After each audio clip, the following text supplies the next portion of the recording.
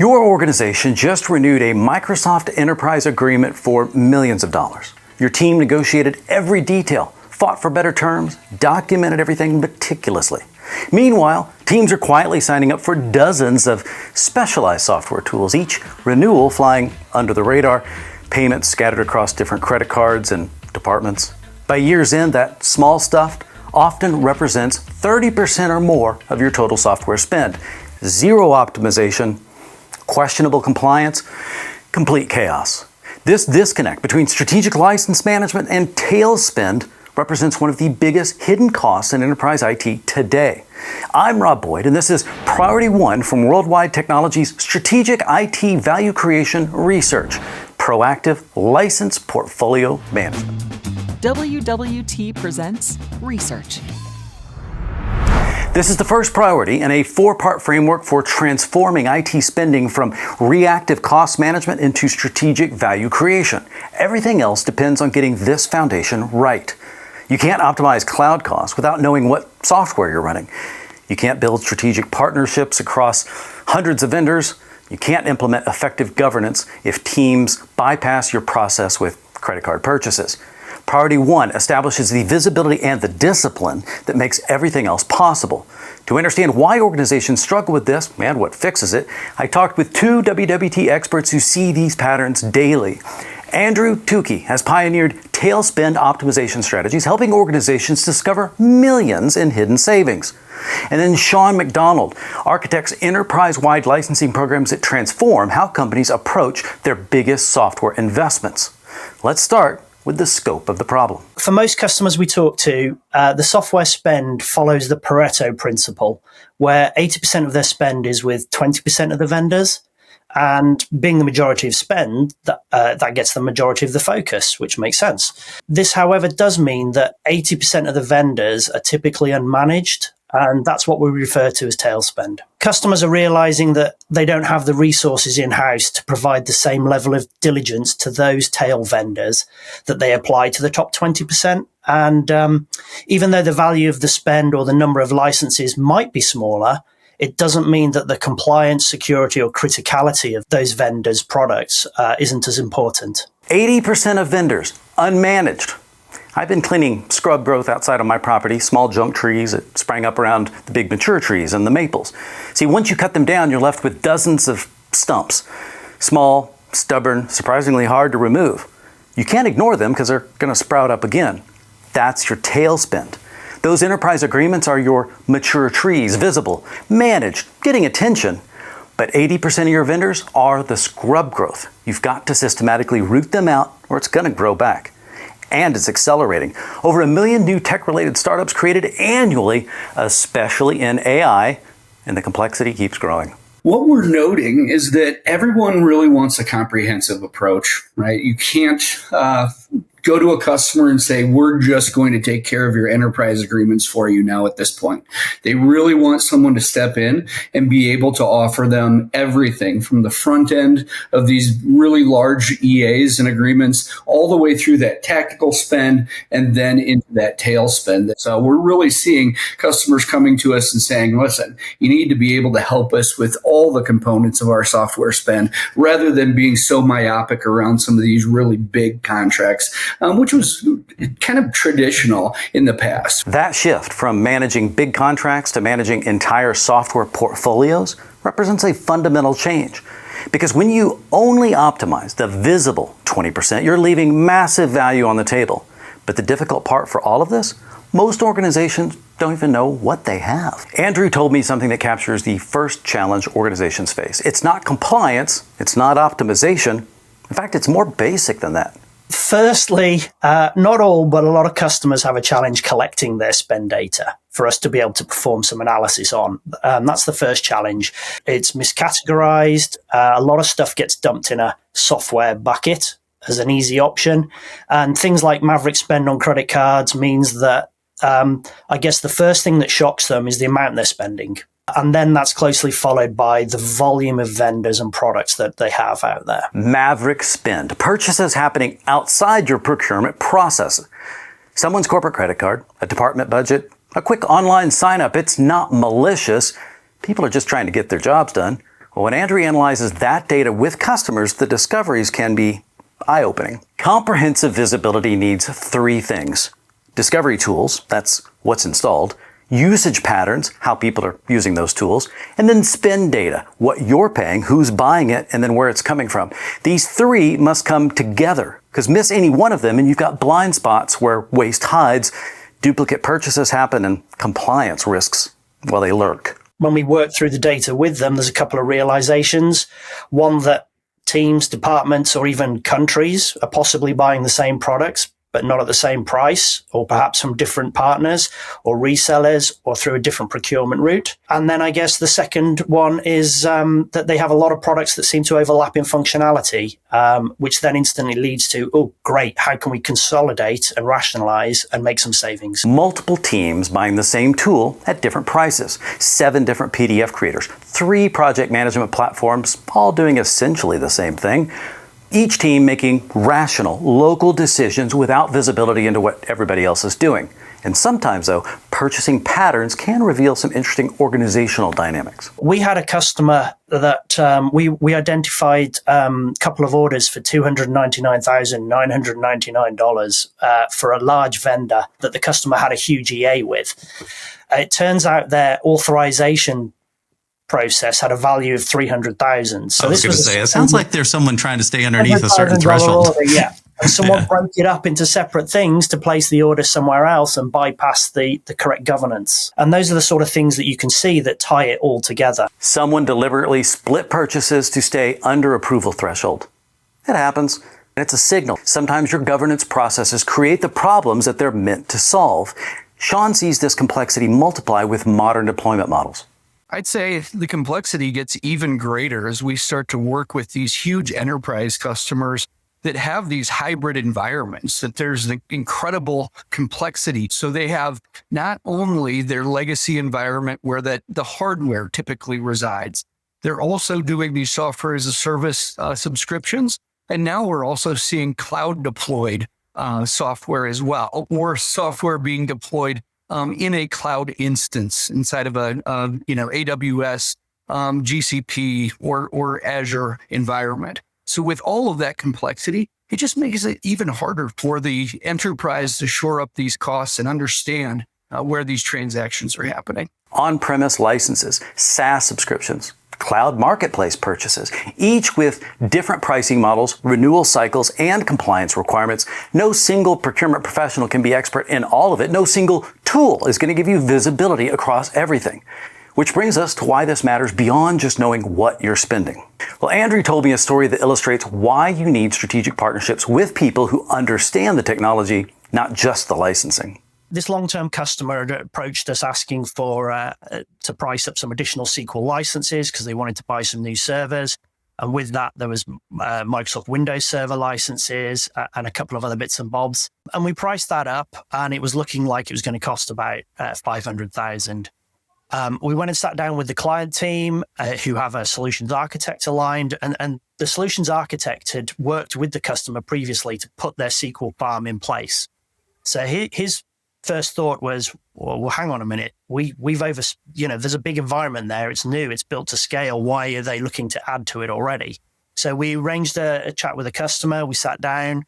We talked to them about it. And it turns out they were having throughput issues. So we asked for some logs, and the solutions architect was able to identify that actually it was a memory issue and throughput of the RAM. We were able to make a recommendation just to buy some new RAM and save the customer spending $500,000 on new servers and associated licenses to go with it. $500,000 to solve the wrong problem? When you treat licensing as a transaction, just quote me the SKUs. You missed the bigger picture. A strategic partner will ask, why do you need this? And, well, is there a better way? That's the difference between procurement and a partnership. We're seeing these on every RFP that we respond to. It's becoming really universal. I think it's the economic pressure, I would say, is the biggest piece that's making this more critical to each organization that we're working with. Even highly profitable technology companies are now asking us for help. They're saying, listen, we know that there are costs out there that we can start to shore up or aggregate inside of an enterprise agreement. And with that, they really want to make sure that, one, we have our chops as it relates to our capability to manage them comprehensively with software out there. We really saw this start to proliferate during remote work and lockdown and things like that, right? So people were purchasing more and more things like collaboration tools, as an example, that were able to allow them to continue the work they were doing just with these remote teams that were out there. This is going all the way up to the CFO. So right now, we're starting to see more and more of our customers ask for this type of expertise. CFO level scrutiny. That's when something moves from IT problem to business problem. When economic pressure increases, organizations look for controllable costs. Software spend is massive and theoretically controllable, but only if you can see it. The research identifies 4 strategic practices that separate organizations with optimized license portfolios from those stuck in reactive mode. I want to show you how these build on each other. 1, establish comprehensive license visibility. 2, implement usage-based optimization. 3, align licensing with business cycles. Then 4, establish strategic partnership approach. Each practice builds on the one below it. You can't optimize usage without visibility.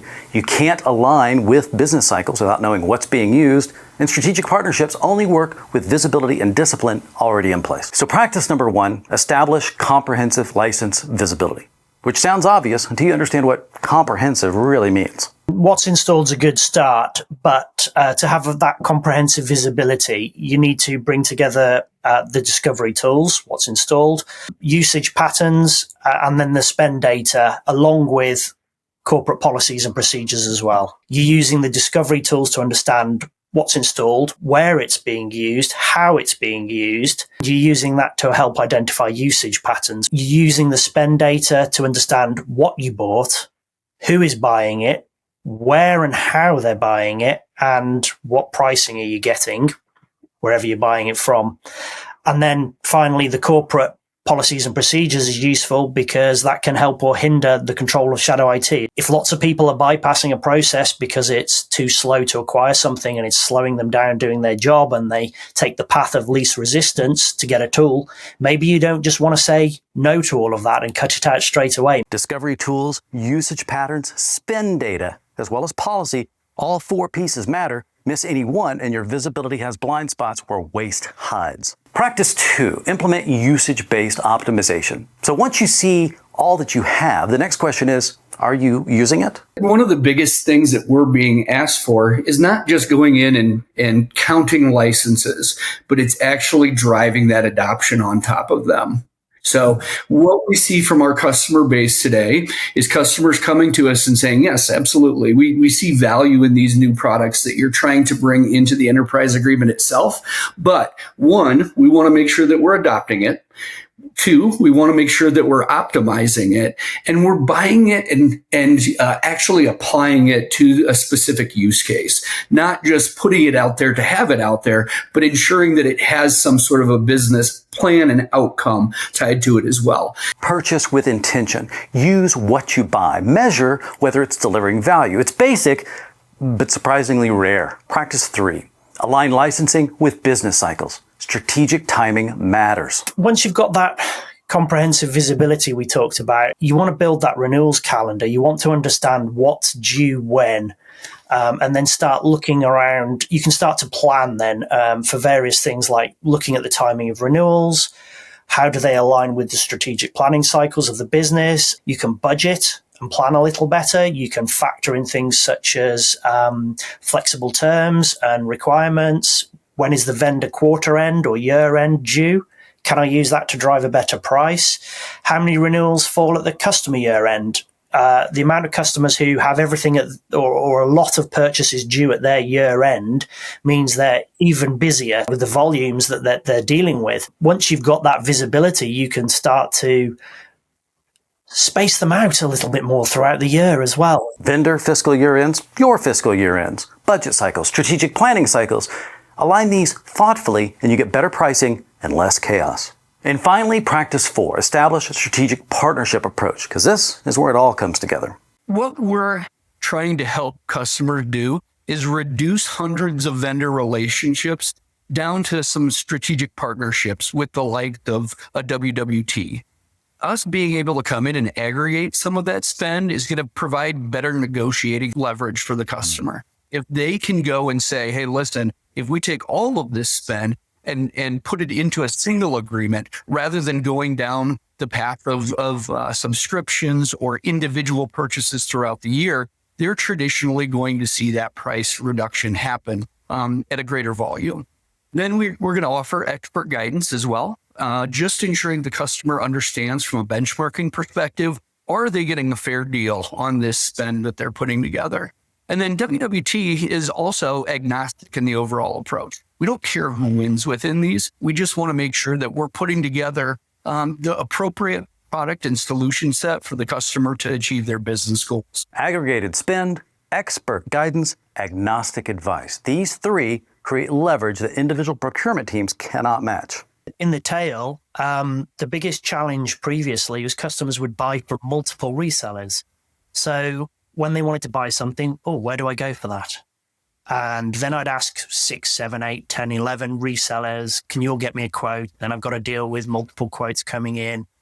But none of them as a reseller, it's really hard to add value if you don't have that complete view of what the spend is. If they're buying some Adobe licenses over here and some over there and some over here, I never see enough spend to recommend that they could get better value by putting an enterprise agreement together. That's a great point. Whereas if they aggregate to a strategic partner, we start to see that data, so we're able to then make those recommendations, which we couldn't do otherwise. Without visibility into the whole picture, nobody can optimize. Fragment your spend across dozens of vendors, and you can forget about anything that even looks like strategic value. If you're recognizing your organization in these patterns, fragmented spend, limited visibility, reactive renewals, where do you start? You've got to collect that spend data initially. You've got to understand what you're buying and where.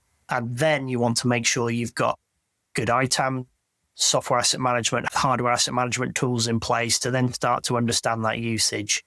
And then you can put those 2 together. You start to understand, what am I buying? How am I using it? Am I using it? Where am I using it? And then you can start to build on that. And that's where picking a strategic partner to work with, such as a WWT and SoftChoice, then you've got access to procurement teams, software asset management teams, spend optimization consultants, renewals teams, and all of those can work together to build a single approach. Start with data. Understand what you're buying and how you're using it. Then bring in the expertise to optimize it. We opened with that disconnect, meticulously negotiated enterprise agreements versus that chaotic tail spend. Organizations spending 80% of procurement time on just 20% of vendors, leaving the rest unmanaged. This isn't a procurement problem.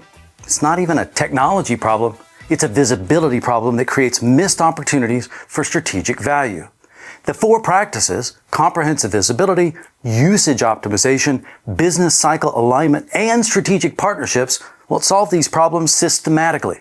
Organizations implementing these practices typically achieve 15 to 30% reduction in software spend within the first year through sustained discipline. This is priority 1 for a reason. The visibility and discipline you establish here becomes the foundation for everything else. Priority 2 builds on this visibility to establish strategic technology partnerships across your entire IT portfolio, moving from transactional purchasing to lifecycle value optimization. Priority 3 applies these partnership capabilities to cloud governance, establishing FinOps discipline that prevents spiraling costs and creates sustainable financial discipline. Priority 4 brings it all together for workload placement across hybrid infrastructure, optimizing where applications run based on actual business value, not just cost or convenience. These priorities compound. The visibility you establish in priority 1 makes everything else possible. The strategic partnerships you build enable better cloud governance, and the financial discipline you develop transforms how technology investment drives business value. The complete research, which you should download, walks through all 4 priorities and shows how they create integrated capability, not just optimizing software spend, but transforming how technology investment drives business value. You'll find everything linked in the description below. Start with Priority One's Visibility Foundation. Build from there. Because you can't optimize what you can't see, and you can't build strategic value on a foundation of chaos. I'm Rob Boyd. Thanks for watching. WWT presents Research. This episode is supported by Okta. Okta provides identity and access management solutions to securely connect your people to the right technologies. Simplify user authentication with Okta's reliable identity platform.